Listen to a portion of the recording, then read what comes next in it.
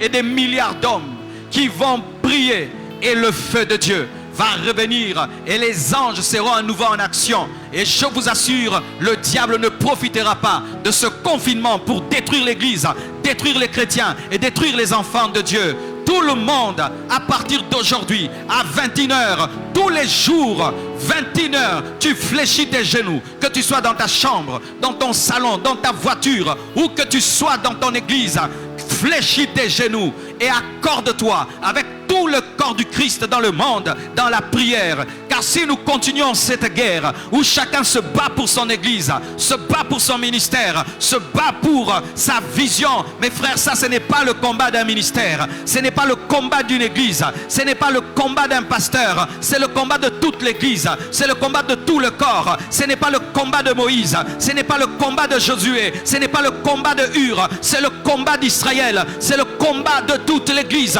Et nous devons mettre de côté nos différences, nos divergences, nos mésententes et nous unir ensemble pour bouter dehors les puissants des ténèbres qui profitent du fait que les églises sont fermées pour anéantir la louange, anéantir la prière, anéantir la sanctification. Et nous allons lancer ce mouvement, nous allons contacter des leaders spirituels, nous allons passer à la télévision, passer à la radio, faire des panneaux afin que tous les chrétiens dans le monde sachent qu'il y a une heure où tous les enfants de Dieu dans le monde sont unis en esprit et prient. Et je vous assure, les puissants des ténèbres seront dérangés, le complot du diable va échouer et la puissance de Dieu va opérer dans l'église. Et je t'assure mon frère, ce n'est pas de Dieu que tu puisses penser que cela ne t'intéresse pas. Cela nous concerne tous. Tu dois adhérer et partager cette vidéo. Adhère à cette vision et partage cette vidéo. Adhère à cette vision et partage cette vidéo.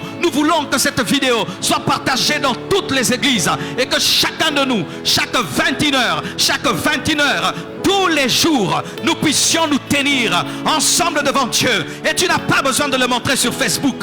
Tu n'as pas besoin de le montrer sur Instagram. Tu n'as pas besoin de le montrer. Nous voulons des gens qui prient pour l'intimité, pas pour le fan, non pas pour se faire voir et se montrer qu'ils sont en train de prier à 21h. Des prières que Dieu n'exauce pas, des prières que Dieu n'entend pas.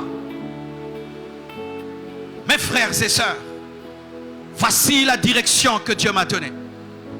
Et si nous le faisons, les puissants des ténèbres vont échouer. Mais si nous entendons et nous continuons comme d'habitude, nous serons étonnés par les malheurs qui vont s'abattre dans nos maisons.